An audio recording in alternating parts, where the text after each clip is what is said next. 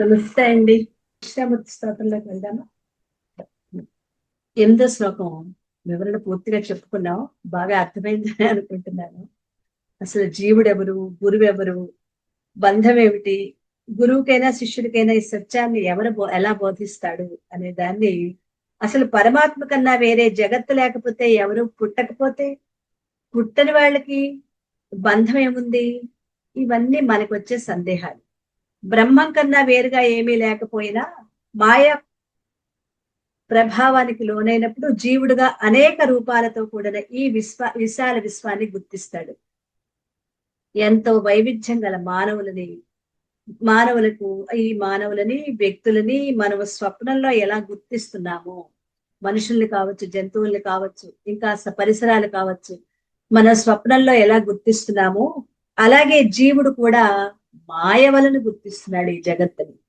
ప్రపంచంలోని సర్వ వ్యవహారాలు అజ్ఞానంలో మన మనస్సులోనే జరిగినట్టు గుర్తిస్తాయి.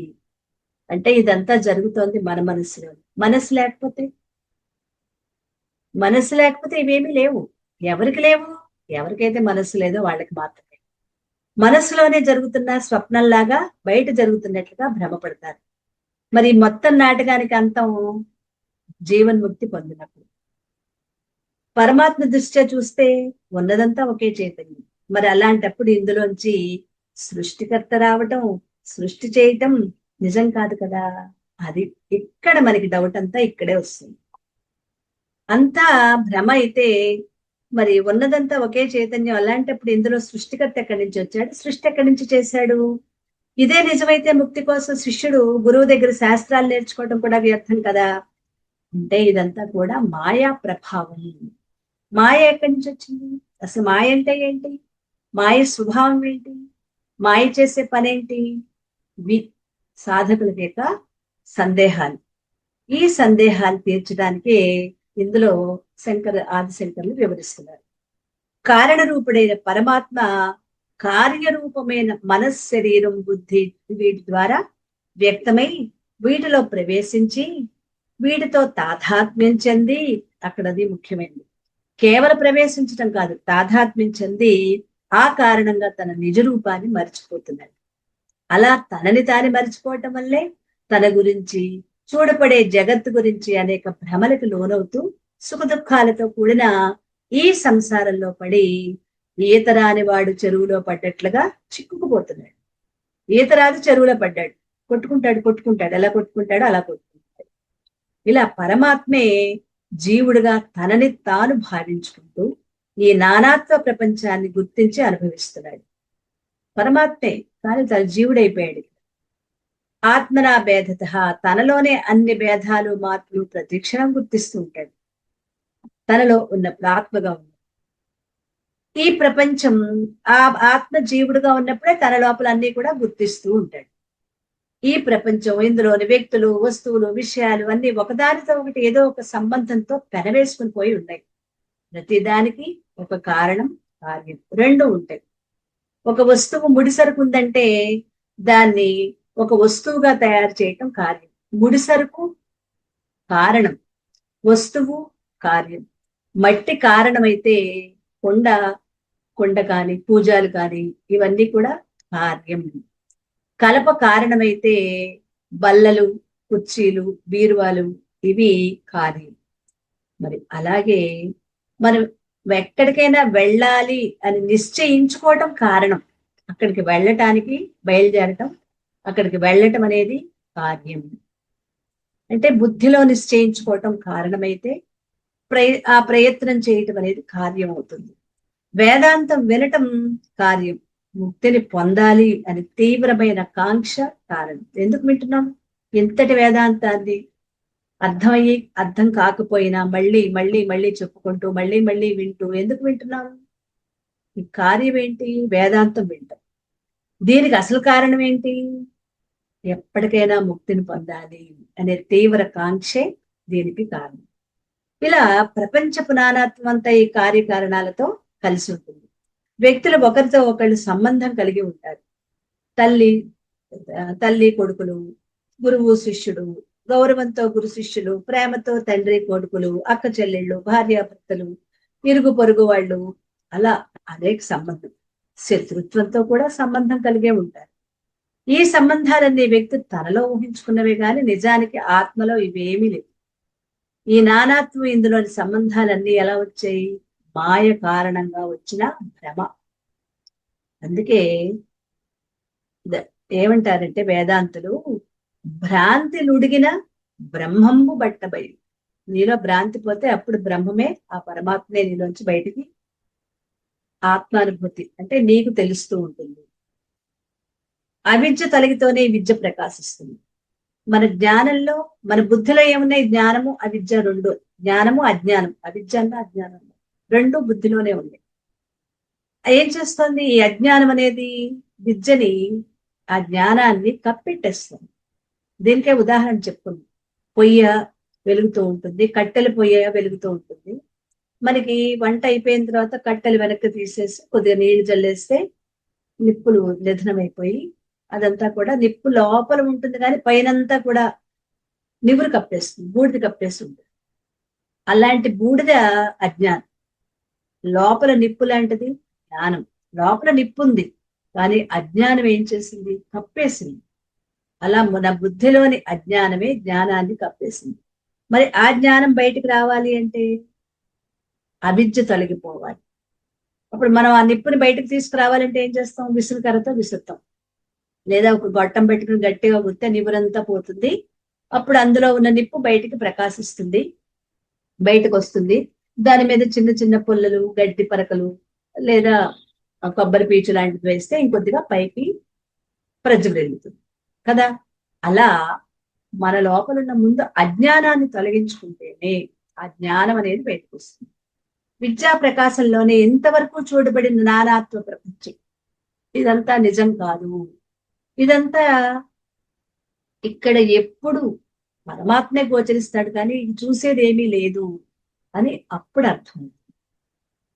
శాస్త్రము, గురువు, ఉపదేశం, అధ్యయనం ఇవన్నీ కూడా మాయలోని భాగాలే.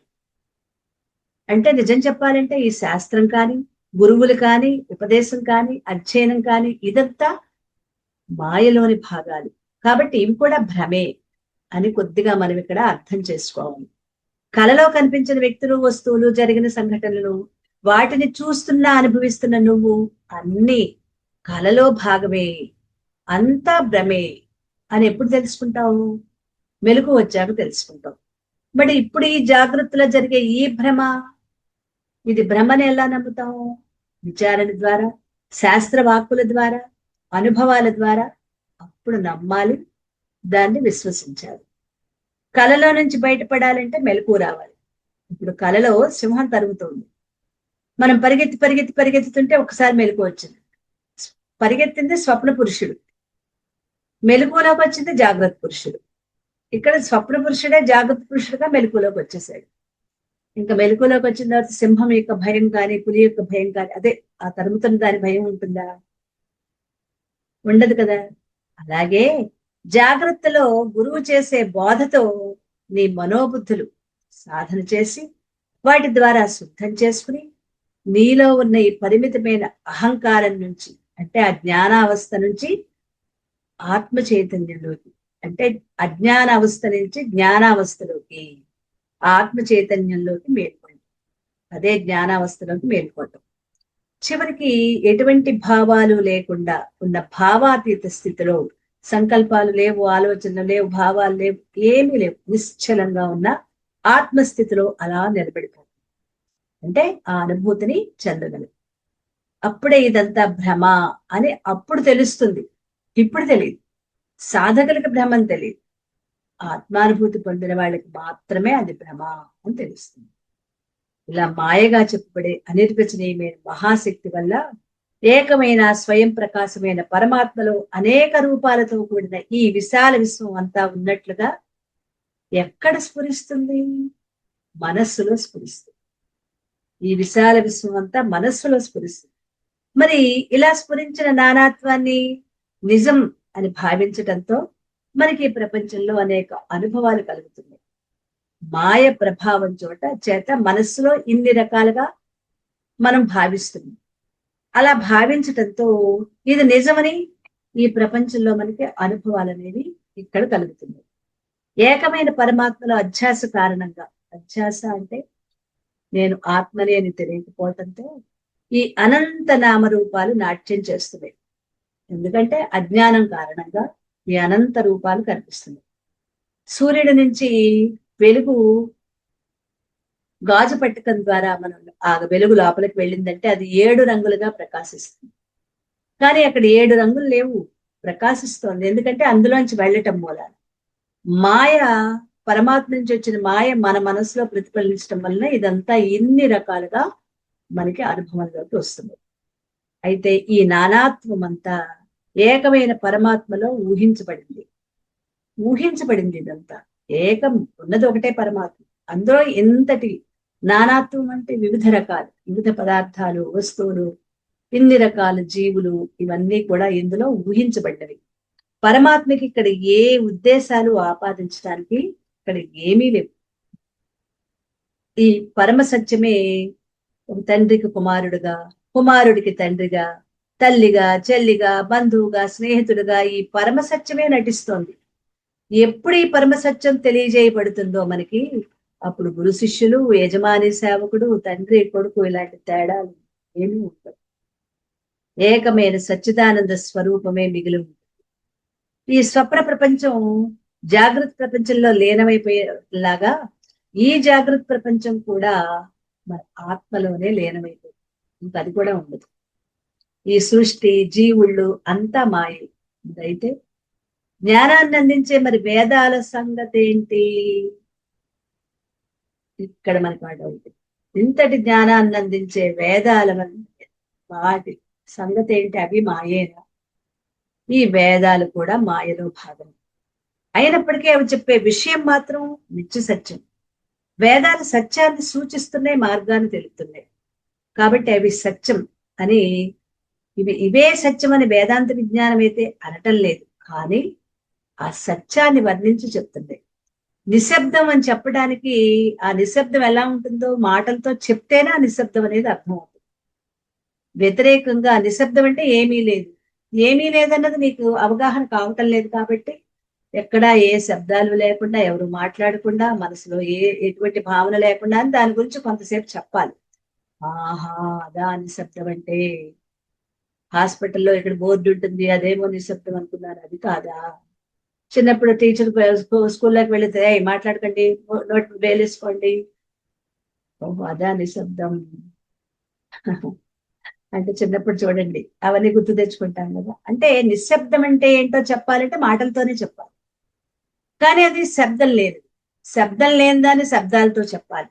అలా ఈ సత్యం గురించి మనకి తెలియాలి అంటే వేదాలు ఈ సత్యం కాకపోయినా సత్యాన్ని మన బుద్ధికి అందించి మనకి మార్గం చూపిస్తాయి. అలా చెప్తేనే మనకు అర్థమవుతుంది. నీవు ఆత్మ అయితే, ఆత్మ బ్రహ్మమే అయితే ఉన్నదంతా నువ్వే. నువ్వు ఆత్మవి, ఆత్మే బ్రహ్మము, మరి నువ్వెవరివి? నువ్వు కూడా బ్రహ్మానివి, ఉన్నదంతా నువ్వే. ఇంకా సాధించాల్సిందే ఉంది, ముక్తి ఎవరికి? కాబట్టి శాస్త్రం వృధా, గురువు వృధా, సాధనలు వృధా. మరి ఎలా ఉంటాయి, ఏం చేస్తాయి అని తెలిసి తెలియక ఈ వేదాంతాన్ని పూర్తిగా అర్థం చేసుకోలేని వాళ్ళు అవహేళన చేస్తూ ఉంటారు. ఇలా హేళంగా మాట్లాడతారు. మరి అదే నిజమే. నువ్వు ఆత్మలని సర్వదా గ్రహించే ఆత్మగా బ్రహ్మంగా ఉంటే పర్వాలేదు. అలా ఉండేంత వరకు అన్ని అవసరం. నువ్వు ఆత్మలని నీకు నువ్వు తెలుసుకునే ఆత్మగా ఉండేంత వరకు ఇవన్నీ అవసరమే. అజ్ఞానంతో నిండిన మనస్సుతో తాదాత్మ్యం చెందిన ఆత్మే జీవుడు. జాగ్రత్తగా అర్థం చేసుకుంది. అజ్ఞానంతో నిండిన మనస్సుతో తాదాత్మ్యం చెందిన ఆత్మ, దాన్ని అధమాత్మ అంటారు. అధమాత్మ అన్న జీవుడు అన్న ఒకటే. ఎందువల్ల? ఇది మనస్సుతో తాదాత్మ్యం చెందింది కాబట్టి. అదే విజ్ఞానంతో నిండిన మనస్సుతో తాదాత్మ్యం చెందిన ఆత్మ ఉత్తమాత్మ, అదే పరమాత్మ. అజ్ఞానంతో తాదాత్మ్యం చెందితే అధమాత్మ జీవుడుగా, విజ్ఞానంతో తాదాత్మ్యం చెందితే ఉత్తమాత్మ, అదే పరమాత్మ. మరి ఈ ఉత్తమాత్మే సత్యాన్ని తెలుసుకోగలదు. ఒక చెట్టు మీద 2 పక్షులు ఉన్నాయి. ముండకోపనిషత్తులు చెప్తుంది. ఒకటి తింటోంది, ఇంకోటి చూస్తోంది. తినేది జీవుడు, చూసేది ఆత్మ చైతన్యం. అలా ఈ ఉపమానం ఆత్మని, రెండు రకాల ఆత్మల్ని తెలియజేయడానికి, ఒకటి జీవుడు, ఇంకోటి దేవుడు. కాబట్టి బుద్ధిని శుద్ధం చేసి కేవలంగా ఉంటేనే మనకి ఆత్మానుభూతి కలుగుతుంది. ఇక్కడ 9వ శ్లోకం చూద్దాం. భూరం భాస్యనలో నిలోంబరమః నాథో హిమాంసు పుమాన్ ఇత్యాభాతి చరాచరాత్మకమిదం యస్యైవ మూర్త్యష్టకం నాన్యత్ కించన విద్యతే విమృశతాం యస్మాత్ పరస్మాత్ విభో తస్మై శ్రీ గురుమూర్తయే నమ ఇదం శ్రీ దక్షిణామూర్తయే. భూమి, నీరు, అగ్ని, వాయువు, ఆకాశం, సూర్యుడు, చంద్రుడు, జీవుడు, ఇవి 8. వీటిని అష్టమూర్తులు. ఇవనేవి ఎవరి యొక్క అష్టమూర్తులు?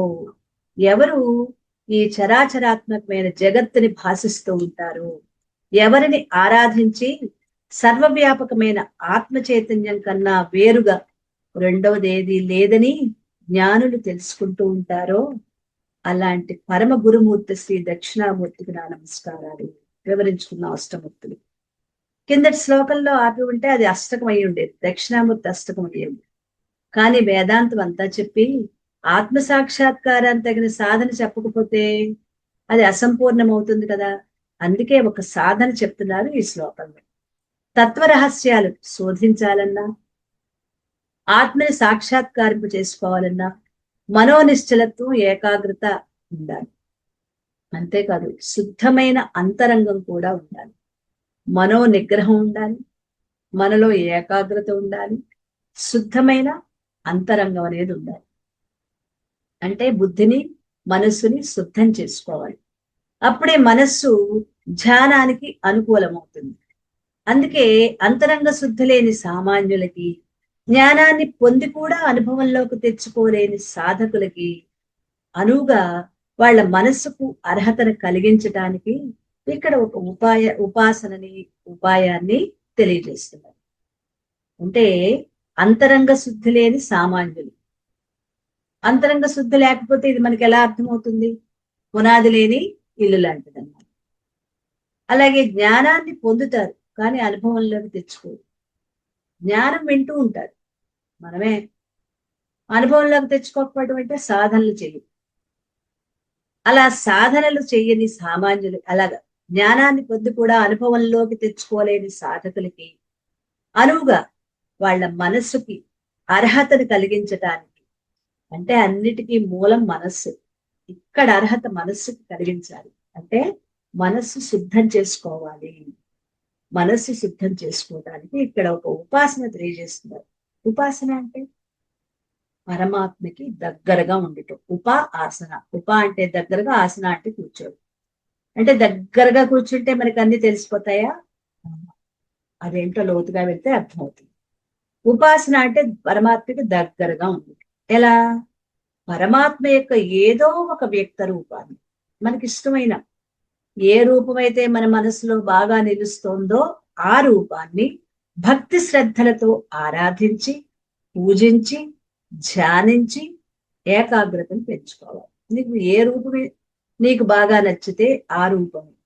పరమాత్మ అనేక రూపాల్లో మనం మనం విగ్రహాలుగా, ప్రతీకలుగా, మనం ఫోటోలుగా మనం తెలుసుకుంటున్నాం, చూస్తున్నాం. వాటిలో నీకు ఏది నచ్చిందో, నీ మనసుకు హత్తుకుందో ఆ రూపాన్ని భక్తి శ్రద్ధలతో ఆరాధించి, పూజించి, ధ్యానించి అప్పుడు ఏకాగ్రతను పెంచుకోవాలి.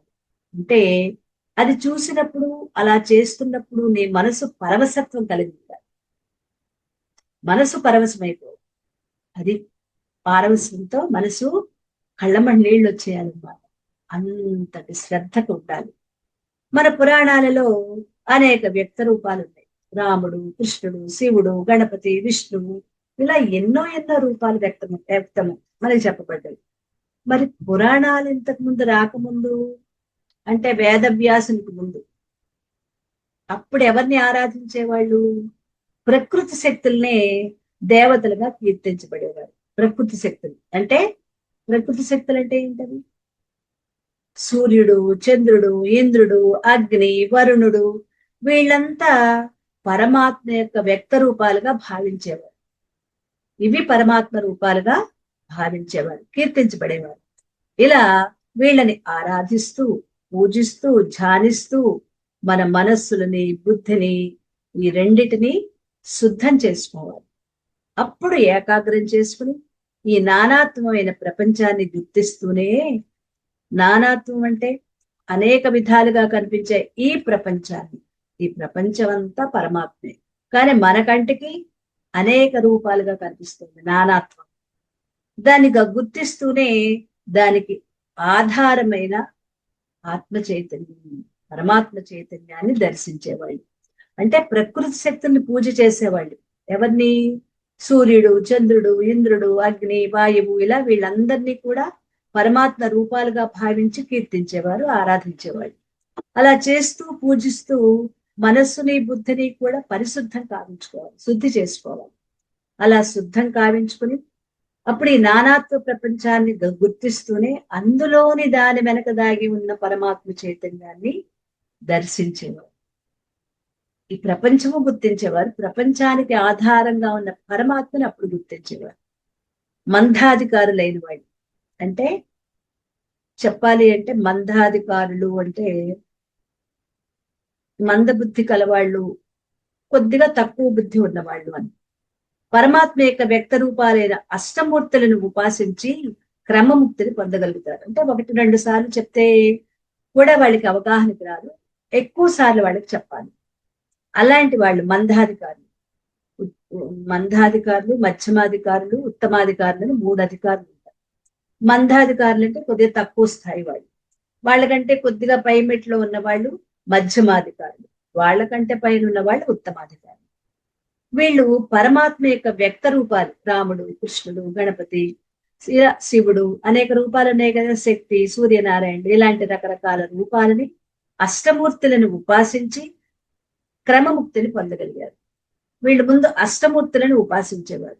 ఇక ఉత్తమాధికారులు అంటే పై మెట్టు మీద ఉన్నవాళ్ళు, ఆధ్యాత్మిక రంగంలో ఉన్నవాళ్ళు, గురుముఖత శాస్త్రాన్ని విని స్వయంగా మననం చేసుకుని గురువు చూపిన మార్గంలో సాధనలు చేసి వాళ్ళ మనోబుద్ధులు శుద్ధం కావించుకుని సజ్జోముక్తిని పొందేవారు. సజ్జోముక్తి కొత్త మాట కదా మనకిది. సజ్జోముక్తి అంటే వాళ్ళు ఎప్పుడైతే ఆత్మానుభూతి పొందుతారో అప్పటికప్పుడు వెంటనే వాళ్ళు మోక్షాన్ని, జీవన్ముక్తిని పొందటం. సజ్జోముక్తి అనే మాటకు అర్థం అప్పటికప్పుడు ముక్తి పొందటం. అంటే తాను ఆత్మగా ఎప్పుడైతే పూర్తిగా అనుభూతిలోకి వెళ్ళిపోతాడో ఇంకా అతనికి అప్పుడే ముక్తి. ఇంకా 10 రోజులు పోయిన తర్వాత ముక్తి రావటం, ఆ తర్వాత రావటం ఉండదు, అప్పటికప్పుడే ముక్తి పొందటం. ఎలా వీళ్ళు ఉత్తమాధికారులు అంటే సాధకులు, ముముక్షువులు. అంటే అనేక జన్మల్లో సాధనలు చేసి చేసి చేసి మనం కూడా ఇందులోకి వస్తామేమో చూద్దాం. అనేక జన్మలు కూడా గురువుల దగ్గర నేర్చుకుని సాధనలు చేసి, తీవ్ర తపనతో సాధనలు చేసి, ఆధ్యాత్మిక రంగంలో ఉన్న వాళ్ళు గురుముఖత శాస్త్రాన్ని విని స్వయంగా మననం చేసుకుని గురువు చూపించిన మార్గంలో సాధనలు చేసి వాళ్ళ మనోబుద్ధులు శుద్ధం కావించుకున్న వాళ్ళు. వీళ్ళు ఎప్పుడైతే మనోబుద్ధులు జరిగాయో, శుద్ధం కావించుకున్నారో, మలినాలు ఏమీ లేవు, ఇంకా మనస్సులో, బుద్ధిలో ఏమీ లేదు, అంతా ఖాళీ. అలాంటి ఖాళీ స్థితిని అంటే ప్రశాంతతను ఏర్పరచుకున్నారు. వాళ్ళకి అప్పుడు ఆత్మ చైతన్యం, నేను పరమాత్మనే అని అనుభూతి కలుగుతుంది. అది సజ్జోముక్తి. దాన్నే జీవన్ముక్తి, మోక్షం అంటారు. అయితే ఇంతవరకు విన్న సాధకుడు ఈ జీవ జగత్తులకు ఆధారం, అధిష్టానం సర్వత్రా ఉన్న పరమాత్మేనని, ఆ పరమాత్మే తనలో ఆత్మ చైతన్యంగా ఉందని, అదే తన స్వరూపం అని తెలుసుకున్నప్పటికీ, తెలుసుకుంటాడు కానీ మాయ కారణంగా, మనమే అన్నమాట మాయ కారణం. ఇప్పటి వరకు తెలుసుకున్నాం కానీ మాయ కారణంగా, ఈ ప్రాపంచక వ్యామోహాల కారణంగా మనస్సు పరిమితం చేసుకుని, పరిమిత మనస్కుడై అంటే ఒకవైపు తెలుసుకుంటూ ఉంటాడు, ఈ ప్రపంచంలో కూడా ఉంటాడు. పరిమితం చేసుకున్నాడు మనసుని, పూర్తిగా అందులోకి ఇంకా వెళ్ళిపోలేదు, మళ్ళీ ప్రపంచం వైపు మొగ్గుతున్నాడు. అందువల్ల ఆ అనుభూతిని పొందలేకపోతున్నాడు. ఇప్పుడు మనందరికీ ప్రశ్న ఏంటంటే, ఎన్ని రోజుల నుంచి 3 ఏళ్ల నుంచి మేము వింటున్నామండి, చేస్తున్నాం సాధనలు, మాకెందుకు అనుభూతి కలగట్లేదు? మరి రెండు పడవల మీద కాళ్ళేసి వెళ్తున్నాం మనం. ఒకవైపు ప్రపంచం కావాలి, ఇంకోవైపు పరమాత్మ కావాలి. రోజులో కొంతసేపు వింటున్నాం, కొద్దిగా సాధన చేస్తున్నాం. కానీ ఎంతసేపు మనం ప్రపంచం వైపు ఉంటున్నామో మనం గమనించుకుంటాం. 80% పైన ప్రపంచంలో ఉంటుంది.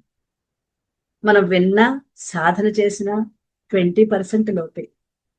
మరి మనకి అనుభూతి ఎక్కడి నుంచి వస్తుంది? అంతేనా? మనం వింటున్నాం, కానీ అది సరిపోదు, ఇంకా పెంచుకోవాలి. దాన్ని 100% చేసుకున్నప్పుడే అప్పుడు సంపూర్ణంగా ఆత్మానుభూతి పొందగలుగుతాం. 20% మనం చేసేది, 20 కూడా కాదు, ఇంకా తక్కువే. మనకేదో కొద్దిగా మన కోసం చెప్పుకోవడానికి 20% తక్కువ, కానీ ఇంతకంటే తక్కువగానే చేస్తుంది. మరి దాంతో మనకి అనుభూతి ఎక్కడ కలుగుతుంది? అందుకని ప్రపంచం వైపే మనం ఉంటున్నాం.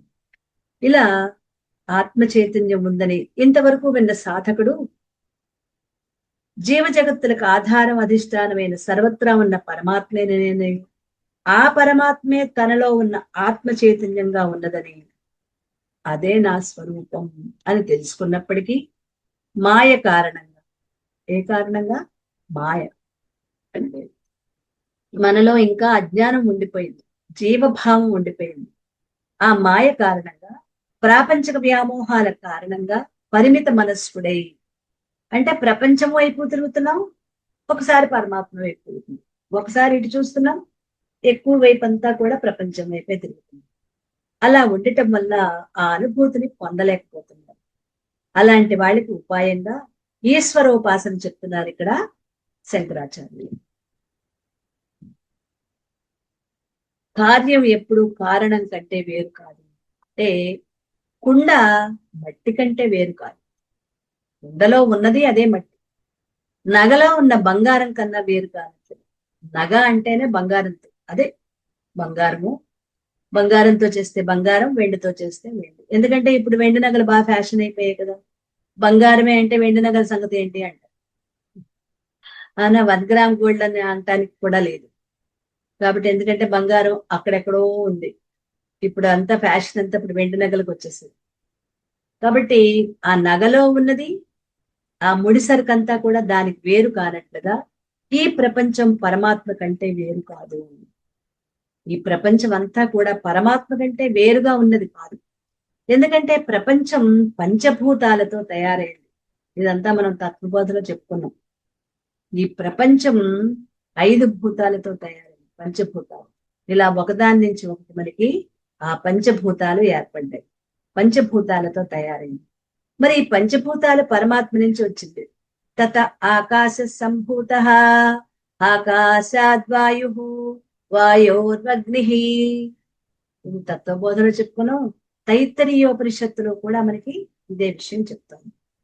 పరమాత్మే ఆకాశంగా వ్యక్తమయ్యాడని, ఆ ఆకాశం నుంచి వాయువు, వాయువు నుంచి అగ్ని, ఇలా ఈ పంచభూతాలతో ఈ ప్రపంచం వ్యక్తమవుతోంది. కాబట్టి ఈ ప్రపంచం అనే కార్యం పంచభూతాలనే కారణంతో తయారైంది. ఈ పంచభూతాలనే కార్యం మళ్ళీ ఇక్కడ పంచభూతాల కార్యం అయిపోయాయి పరమాత్మ అనే కారణం నుంచి. మళ్ళీ చెప్పుకుందాం. ఈ ప్రపంచం అనే కార్యం పంచభూతాలనే కారణం నుంచి వచ్చింది. మరి ఆ పంచభూతాలు కార్యమైతే వాడికి ఒక కారణం ఏంటి? పరమాత్మ. ఇది అర్థమైందా? అంటే పరమాత్మ నుంచి పంచభూతాలు, పంచభూతాల నుంచి ప్రపంచం తయారైంది. కార్యము కారణము అంటే అది మనం ఇక్కడ అలా అవగాహన చేసుకుంటే సరిపోతుంది. కాబట్టి సర్వ ప్రపంచానికి అసలు కారణం ఎవరు? పరమాత్మ. ఈ ప్రపంచానికి కారణం పరమాత్మ. పరమాత్మ నుంచి వచ్చిన పంచభూతాలు, పంచభూతాలతో తయారైన ప్రపంచం. అంటే ఈ ప్రపంచానికి కారణం పరమాత్మే.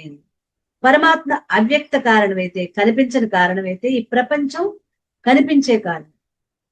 పరమాత్మ కనిపించని కారణం, అవ్యక్తం కదా. పరమాత్మ కనిపించదు, కనిపించకుండా కారణం అవుతున్నాడు.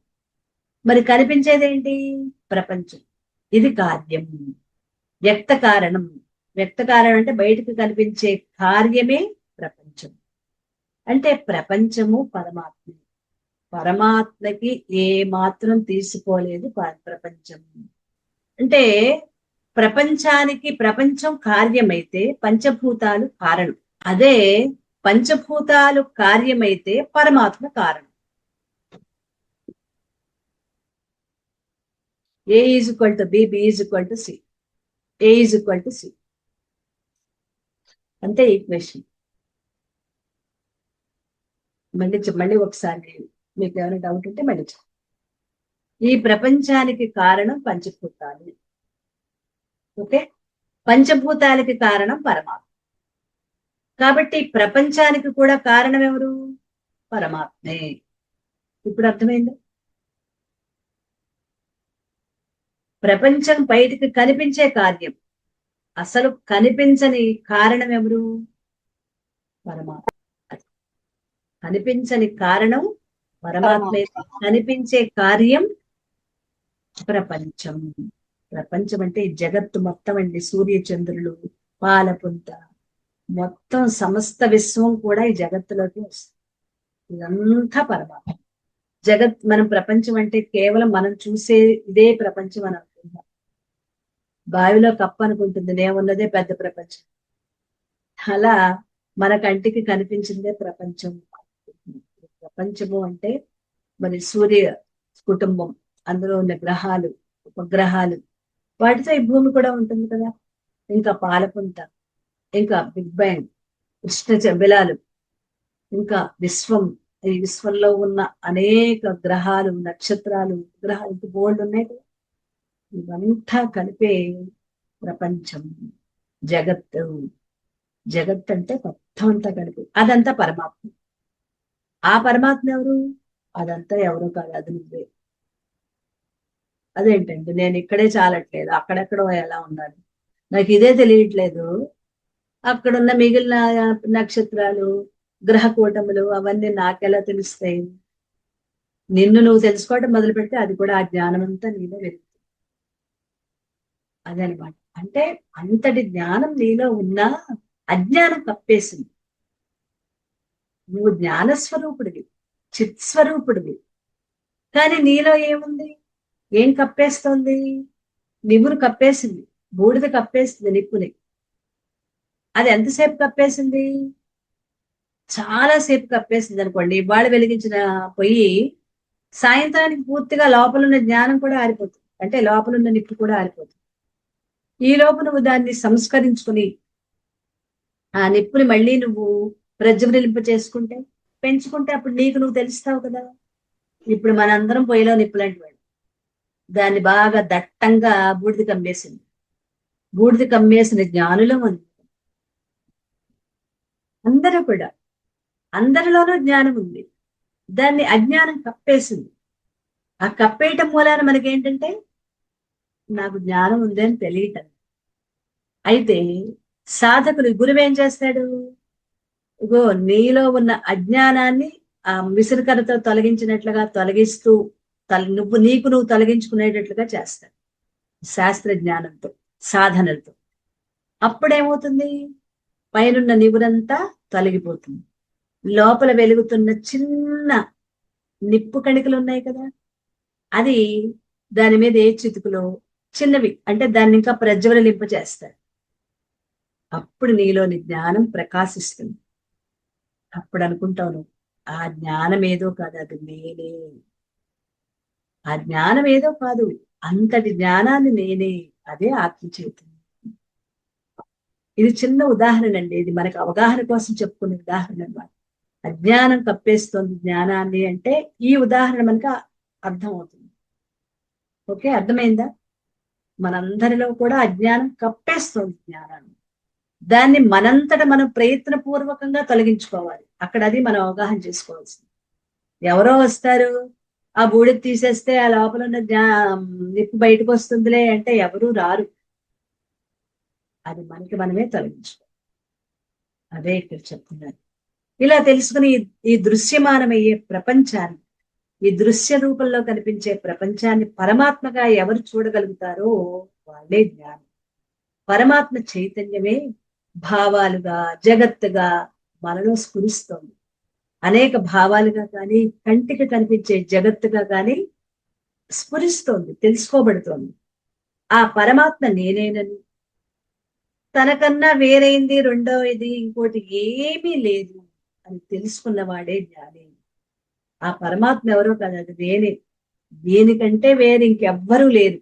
ఉన్నది ఒక్కటే, అదే నేను, అదే పరమాత్మ అని తెలుసుకున్నవాడే జ్ఞానం. మరి ఇలాంటి జ్ఞానాన్ని సంపాదించుకోవటం కోసం జీవితాన్ని అంకితం చేసే శ్రద్ధతో ఎవరైతే సాధన చేస్తారో వాళ్లే ఉపాసకులు. ఇంత జ్ఞానాన్ని పొందుతూ సాధన చేసేవాళ్లే ఉపాసకులు. మరి సాధకుడు ఉపాసన చేస్తూ చేస్తూనే తనలో ఉన్న సత్యాన్ని తెలుసుకుంటాడు. అంటే ఎప్పుడో తెలుసుకోవటం కాదు, తన సాధనలు చేస్తూ చేస్తూ ఉండగానే తనకి అర్థమైపోతుంది. అంటే సాధన వదిలిపెట్టకుండా చేయాలి. ఇక్కడ అది మనం ఇక్కడ గ్రహించాల్సింది. సాధకుడైన వాడు తన లోపల, ఈ సాధకుడు ఉపాసన చేస్తూ చేస్తూనే తనలో ఉన్న సత్యాన్ని అది ఎవరో కాదు, అది నేనే అని తెలుసుకుంటాడు. ఎవరా అది? అది అంటే పరమాత్మ చైతన్యం. అది ఎవరో కాదు, అది నేనే అనే సత్యాన్ని తెలుసుకుంటాడు. తాను ఉపాసించే దైవము, తనలోని ఆత్మ, నేను అంతా ఒక్కటే అని గ్రహించి అలా ఒక్కటిగా ఉండిపోతాడు. ఎదురుకుండా కనిపించే తన ప్రతీకలోని పరమాత్మ కాని, పూజించే నేను గాని అంతా ఒక్కటే, అది వేరు ఇది వేరు కాదు, నేనే అది, అదే నేను అని తెలుసుకుంటాడు. ఈ ప్రపంచాన్ని పరమాత్మ యొక్క వ్యక్త రూపాలైన అష్టమూర్తులుగా ఈ శ్లోకంలో వర్ణించారు కదా. నిజంగా ఈ ప్రపంచం 8 అష్టమూర్తులతో కూడి ఉంది. 8 తత్వాల సమ్మేళనం ఈ ప్రపంచం. అవేంటి? భూమి, నీరు, అగ్ని, వాయువు, ఆకాశం. ఇవి పంచభూతాలు. మిగిలిన 3 సూర్యుడు, చంద్రుడు, జీవుడు. 5 మనకి తెలుసు. మరి 3 ఏంటి? సూర్యుడు, చంద్రుడు, జీవుడు అంటే నేనే. మొత్తం ఈ 8 వ్యక్తి యొక్క శరీరం. ఈ 8 కూడా మన శరీరం. ఎందుకంటే పంచభూతాలతో నిర్మించబడి ఉంటుంది ఈ శరీరం. అలాగే ఈ బ్రహ్మాండం కూడా ఈ పంచభూతాలతోటే నిర్మించబడింది.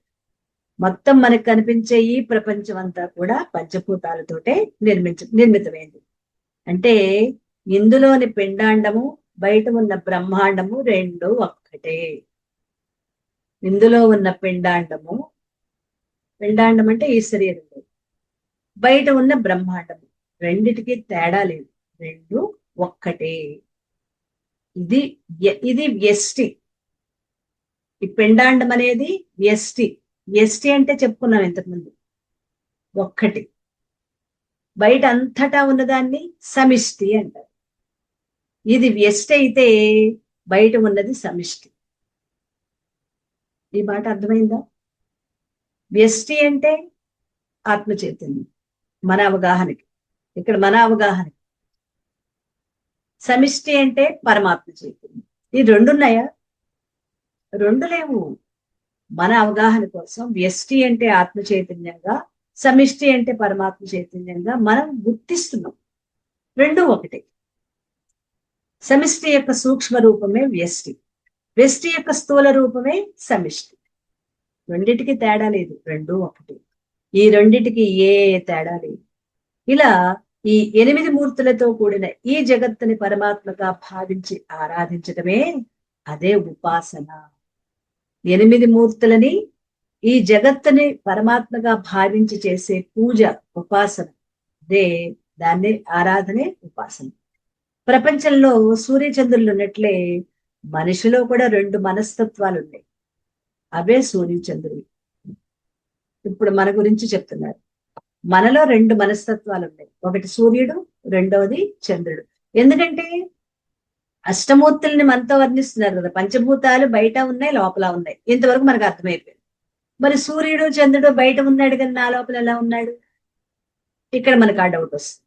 అదే చెప్తూ ఆ 2 మనస్తత్వాలు ఉన్నాయి మనిషిలో. అదే ఒకటి సూర్యుడు, రెండవది చంద్రుడు. ఒక అర్థంలో సూర్యుడు అంటే బాగా కష్టపడి పనిచేసి భగవంతుడి శక్తులని ఉపయోగించుకోవడం. పూర్తిగా సద్వినియోగపరచుకోవటమే శక్తులని, అది సూర్యుడు. మరి చంద్రుడు అంటే భోగ జీవితాన్ని, సోమరితనం, కాలం గడపటం, నిద్రలో కాలం గడపటం, ఇది రోజు మనకి జరిగేది. భోగ జీవితం అంటే సుఖపడటం, రెండోది సోమరితనం అంటే తమోగుణం, మూడోది నిద్రలో కాలం గడపటం. ఇవన్నీ కూడా మనలో ఉన్నాయి కదా. సూర్య సూర్య సూర్య సూర్యుడు పనిచేసే శక్తులను ఉపయోగించుకోవటము చేస్తాం.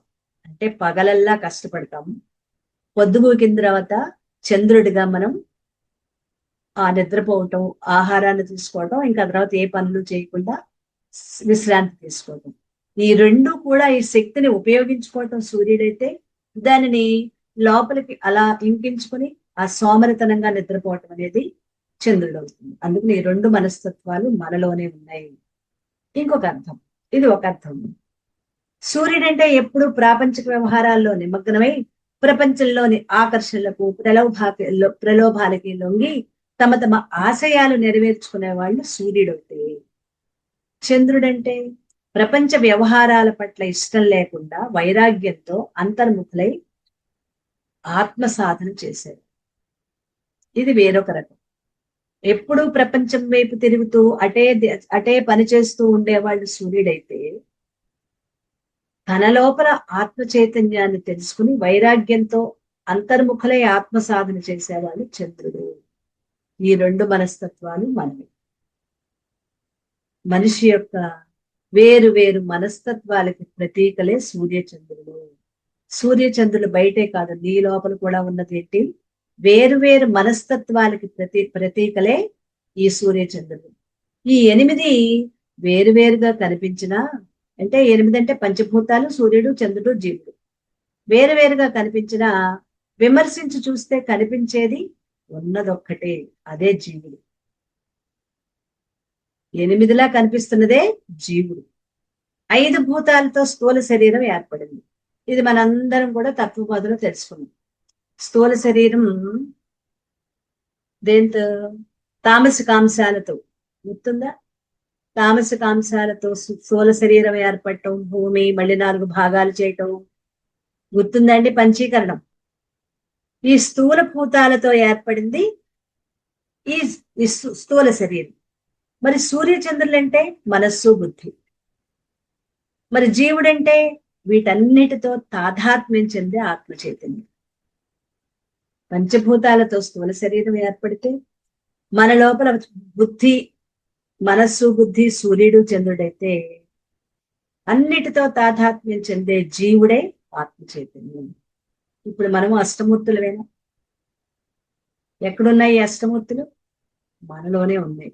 కాబట్టి ఈ అష్టమూర్తులు జీవుడే. అష్టమూర్తులు బయట ఎక్కడా లేదు. ఈ అష్టమూర్తులు జీవుడే. ప్రపంచము పరమాత్మ యొక్క అష్టమూర్తులు. ఈ ప్రపంచం కూడా పరమాత్మ యొక్క అష్టమూర్తులు. ఇందాక మనం చెప్పుకున్నాం, ప్రపంచం నుంచి పంచభూతాలు వచ్చాయి, పంచభూతాల నుంచి పరమాత్మ నుంచి పంచభూతాలు, పంచభూతాల నుంచి ప్రపంచం వచ్చింది కదా. కొద్దిగా వెనక్కి వెళ్ళి ఇందాక చెప్పుకున్న విషయం గుర్తు చేసుకున్నాం. పరమాత్మ నుంచి పంచభూతాలు, పంచభూతాల నుంచి ప్రపంచం, అంటే పరమాత్మ నుంచే ప్రపంచం వచ్చింది. ఇది అర్థమైందా? అంటే ఈ ప్రపంచమే పరమాత్మ. ఇప్పుడు ఇది అర్థమైందా? ప్రపంచమే పరమాత్మ. ఈ ప్రపంచం యొక్క పరమాత్మ యొక్క వ్యక్త రూపమే ఈ ప్రపంచం. ప్రపంచము పరమాత్మ యొక్క అష్టమూర్తులే. జీవుడు పరమాత్మ యొక్క అష్టమూర్తి. అంటే ఇది పరమాత్మ యొక్క అష్టమూర్తే, ప్రపంచము పరమాత్మ యొక్క అష్టమూర్తి. జీవుడు అష్టమూర్తే, ప్రపంచము అష్టమూర్తి. సద్గురువు అష్టమూర్తి, గురువు కూడా అష్టమూర్తి. ప్రపంచం అనేది సమిష్టి రూపం అయితే, ఆత్మ చైతన్యం అనేది వ్యష్టి రూపం అని చెప్తున్నారు కదా. ఏ ప్రపంచంలోనే మనం ఉన్నాం, మనలోనే ప్రపంచం. ప్రపంచంలో నేనున్నాను, నాలో ప్రపంచం. ప్రపంచం అంటే పరమాత్మ. ఇక్కడ ఆ అర్థంలో తీసుకోవాలి. ఇప్పుడు అది అంటే ప్రపంచము పరమాత్మే, జీవుడు పరమాత్మ. ప్రపంచము అష్టమూర్తులే, అంటే 5 పంచభూతాలు, సూర్యుడు, చంద్రుడు, జీవుడితో ప్రపంచం ఏర్పడింది. 5 పంచభూతాలు, సూర్యుడు, చంద్రుడు, జీవుడితో ఈ దేహం ఏర్పడింది. అందుకని ప్రపంచము పరమాత్మే అష్టమూర్తే, జీవుడు అష్టమూర్తి. ఇంతవరకు అవగాహన అయింది కదా. కాబట్టి పరమాత్మను పూజించాలంటే ఆ అష్టమూర్తుల్ని పూజించాలి. అంటే ప్రపంచాన్ని, జీవుణ్ణి పరమాత్మగా పూజించి చేసే పూజే అదే అష్టమూర్తి పూజ. రెండిటికి భేదం లేదు అని తెలుసుకోవటమే అష్టమూర్తి పూజ. అదే నిజమైన దైవ పూజ. ఉపాసన అంటే అది. అంతేగాని పువ్వులతో పూజ చేయటం అని కాదు ఇక్కడ అర్థం. పూజ అనే మాటకి అక్షతలతో, పువ్వులతో, అష్టోత్తరాలు చదువుతూ చేసే పూజ అని కాదు. రెండిటికి భేదం లేదని నువ్వు పూర్తిగా నమ్మి, అంటే నమ్మటం అంటే మళ్ళీ నమ్మటం అపనమ్మకంలోకి వెళ్ళిపోతుంది. అలా తెలుసుకో, అదే ఉపాసన. ఇప్పుడు గురు పూజ కూడా అష్టమూర్తి పూజ. గురువులను దైవంగా భావించి చేసే గురు పూజ కూడా పరమాత్మ పూజ. పరమాత్మని ఎలా భావిస్తున్నావో గురువు కూడా, సద్గురువు కూడా పరమాత్మ. ఇప్పుడు పరమాత్మ అష్టమూర్తి, జీవుడు అష్టమూర్తి, మరి గురువు ఎవరు? గురువు కూడా అష్టమూర్తే. ఎందుకు? పరమాత్మకి గురువుకి తేడా లేదు. గురువే పరమాత్మ కదా, గురువే పరమాత్మ. ఇక దక్షిణామూర్తి స్తోత్రంలో ఏం చెప్తున్నాడు? తస్మై శ్రీ గురుమూర్తయే నమేదం శ్రీ దక్షిణామూర్తయే. ఆ గురుమూర్తి రూపంలో ఉన్న దక్షిణామూర్తికే నా నమస్కారం అంటున్నారు కదా. మరి గురువే పరమాత్మ కదా, అంటే గురువే అష్టమూర్తి. కాబట్టి గురువుకు చేసే పూజ అష్టమూర్తి పూజ. ఇలా ఉపాసన చేస్తూ చేస్తూ ఉంటే మనస్సు, బుద్ధి శుద్ధి అవుతాయి, ఏకాగ్రం కలుగుతుంది. అప్పుడు శాస్త్రాన్ని గురుముఖత అధ్యయనం చేసి, తార్కికంగా మననం చేసి, నిధిధ్యాసన చేస్తే అప్పుడు సాధకులు తప్పకుండా సత్యాన్ని తెలుసుకుంటారు. మరి సర్వవ్యాపంగా ఉండే ఒకే ఒక సత్యం ఉందని, సమస్త జగత్తు అందులో ఊహించబడి, మనస్సు చేత కల్పించబడి నిజమనే భ్రమ కలిగిస్తోందని, సచ్చిదానంద బ్రహ్మము తప్ప ఇంకొకటి వేరే ఏది లేదు, మనం అప్పుడు తెలుసుకుంటాం. అలా ఎవరైతే విమర్శించి చూసి పరమాత్మ కన్నా భిన్నంగా ఇంకేది లేదని, ఆ పరమాత్మే నేనని తెలుసుకుంటాడో అలాంటి గురుమూర్తి శ్రీ దక్షిణామూర్తికి నా ప్రణామాలు అంటున్నారు ఆదిశంకరుడు. మరి గురుమూర్తి, గురురూపి దక్షిణామూర్తే అష్టమూర్తులతో కూడిన ప్రపంచంగా కనిపిస్తున్నాడు. ఇందాక చెప్పుకున్నానికి దీన్ని మళ్ళీ వివరణ. గురువు ప్రపంచంగా ఎలా కనిపిస్తున్నాడంటే, గురురూపి దక్షిణామూర్తే అష్టమూర్తులతో కూడిన ప్రపంచంగా కనిపిస్తుంది. కాబట్టి ఈ ప్రపంచాన్ని చూస్తూ, ఇందులోనే ఉంటూ, ఈ ప్రపంచానికి ఆధారము, అధిష్టానమైన సద్గురువుని ఆరాధించాలి, పూజించాలి, అర్చించాలి, సేవించాలి, ధ్యానించాలి. అప్పుడు ఆత్మ సాక్షాత్. అంటే గురు రూపాన్ని, అది ఏదైనా కావచ్చు, గురువు అనే 2 అక్షరాల మంత్రాన్నైనా సరే అది కూడా గురువే. గురువుకి గురుమంత్రానికి భేదం ఏమీ లేదు, అది కూడా గురువే. ఒక రూపమే కాదు, గురు అనే శబ్దము కూడా పరమాత్మే. ఈ శ్లోకంలో ప్రధానంగా ఆత్మానుభూతికి అర్హతను సంపాదించే ఉపాయంగా ఈ ఉపాసన తెలియజేస్తున్నారు. అర్హత అంటే మనస్సుని, బుద్ధిని రెండింటిని శుద్ధం చేసుకోవడం. అప్పుడే తెలిసిన జ్ఞానం అనుభవంలోకి అప్పుడు వస్తుంది. అందుకేం చేయాలి? అష్టమూర్తులను పూజించాలి. అష్టమూర్తులంటే పంచభూతాలు, సూర్యచంద్రులు, జీవుడు. మరి మొత్తం జగత్తే, మొత్తం జగత్తునే పూజించాలి. మరి జగత్ అంటే ఈ జగత్తే జీవుడు. ఈ ప్రపంచమే జీవుడు అని చెప్పుకున్నామా? బయట ఉన్నది, లోపల ఉన్నది, బ్రహ్మాండంలో ఉన్నది, పిండాండంలో ఉన్నది, అక్కడి నుంచి చెప్పుకుంటూ వచ్చాం కదా. ఇప్పుడు జగత్ ఎక్కడుంది? జీవుడు ఎక్కడుంది? ఈ జగత్తే జీవుడు. జగత్తు జీవుడు రెండు ఒక్కటే, రెండు లేవు, ఉన్నది ఒక్కటే. జీవుడే జగత్తు, జగత్తే జీవుడు. అంటే జీవుణ్ణి పూజించదు. అదేంటండి జీవుడి పూజ ఏంటి?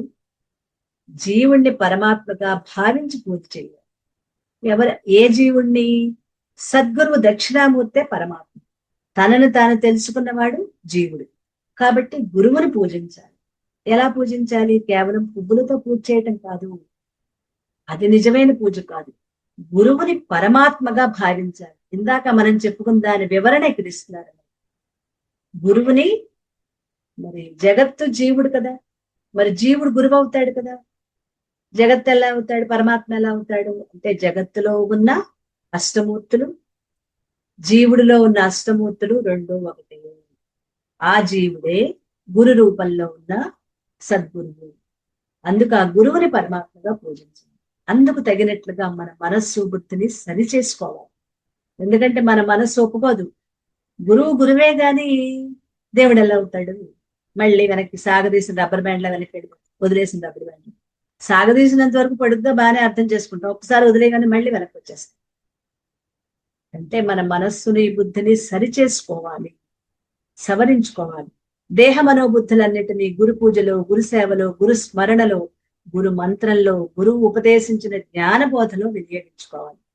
ఇప్పుడే గురువు అనుగ్రహం ద్వారా పరమాత్మ అనుగ్రహం, పరమాత్మ అనుగ్రహం వల్ల పరమాత్మ అంతటా తాను వ్యక్తం కావటం జరుగుతుంది. గురువు అనుగ్రహిస్తే అదే పరమాత్మ అనుగ్రహం. పరమాత్మ అనుగ్రహం అంటే తాను పరమాత్మని అని తెలుసు. ఇందా కార్యకారణ సంబంధం పరమాత్మ నుంచి పంచభూతాలు, పంచభూతాల నుంచి ఇంకోటి జగత్తు, ప్రపంచం వచ్చిందని చెప్పామా? అలాంటిదే ఇది కూడా. కొద్దిగా జాగ్రత్తగా అర్థం చేసుకుంది. గురువు అనుగ్రహం ద్వారా పరమాత్మ అనుగ్రహం, పరమాత్మ అనుగ్రహం వల్ల అనంతట తాను పరమాత్మగా వ్యక్తం కావటం జరుగుతుంది. గురువు అనుగ్రహిస్తే పరమాత్మ అనుగ్రహం, ఆ పరమాత్మ అనుగ్రహమే నేను పరమాత్మను అని తెలుసుకోవటం జరుగుతుంది. రమణ మహర్షి వారి ఉపదేశాలలో కూడా ఈ అష్టమూర్తుల పూజ గురించి చెప్పారు. గుర్తుందా? జగతైషధీయుక్త సేవనం అష్టమూర్తిభ్యూర్దేవ పూజనం. జగత్తును పరమేశ్వర బుద్ధితో సేవించటమే అష్టమూర్తుల పూజ. నీ గురు రూప పరమాత్మని సేవించటమే నిజమైన పూజ. ఇది స్పష్టం. ఇది సాధకుల ఆత్మానుభూతి పొందటానికి అర్హతని సంపాదించే ఉపాయం, ఉపాసన. ఈ శ్లోకం అర్థమైందని అనుకుంటున్నాను. గురు రూప పరమాత్మని సేవించడమే నిజమైన పూజ. గురూపంలో పరమాత్మని పూజించడం అది ఎవరైనా కావచ్చు. గురువు అనే శబ్దమే గురు పరమాత్మ రూపం. ఇది గురుగీతలో ఇంకా స్పష్టంగా గురువు గురించి చాలా వివరంగా 354 శ్లోకాలు, 357 శ్లోకాలు, 57 శ్లోకాలతో ఉంటుందండి. చాలా అద్భుతంగా ఉంటుంది. అవకాశం ఉంటే ఎప్పటికైనా ఆ గురుగీతను కూడా మనం చెప్పుకుందాం. అప్పుడు గురువుకి పరమాత్మకి అభేదం అని ఇంకా బాగా అర్థమవుతుంది. ఇంకా చాలా చక్కగా అర్థమవుతుంది. గురు రూపంలో ఉన్న పరమాత్మను సేవించటమే నిజమైన పూజ. ఇది స్పష్టం. ఇది సాధకులు ఆత్మానుభూతిని పొందటానికి అర్హతని సంపాదించే ఉపాయం. ఇదే ఉపాసన. ఓకే అండి, అదో శ్లోకం. ఇది ఫలశ్రుతి. ఇంతవరకు మనం తెలుసుకున్నాం. ఈ ఫలశ్రుతి అనేది కూడా ఈ శ్లోకంలో ఇలా నేర్చుకోవటం వల్ల ఏంటి అన్నది, ఈ ఉపాసన, సేవ, ఆరాధన ఎందుకు చేయాలి, దీనివల్ల మనకి ఏం లభిస్తుంది అన్నది ఫలశ్రుతిగా అదో శ్లోకం చెప్తున్నారు. దాన్ని చెప్పుకుందాం.